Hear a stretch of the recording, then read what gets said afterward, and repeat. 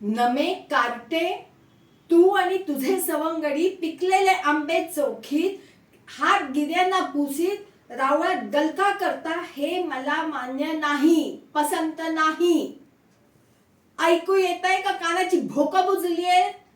अवघ्यांना ऐकू जाईल असं उकळतं तेल कानात घालून कान उघडण्याचं कसब आहे या म्हातारीत. वाळवणाची राखण करायचा जिम्मा दिलेला असताना रावळ्यात कशाला तडफडलीस? सारखं काय असतं तिथे?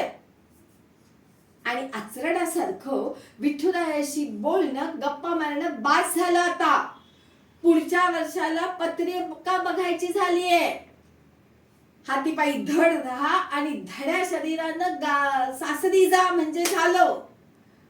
आमचे पांग फिटले म्हणून समजू.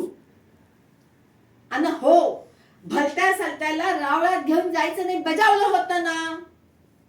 तुझ्या आईशी बापसाला भ्रष्ट करणं रुचत असेल तर रुचो, पण मी हयात असेपर्यंत तरी होऊ देणार नाही.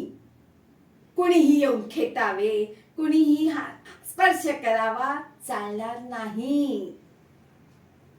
पांडुरंगाचे कमरेवरचे हात वितळत नाहीत त्यामुळे हे मान्य आहे, पण प्रतिष्ठा म्हणून काही असते की नाही?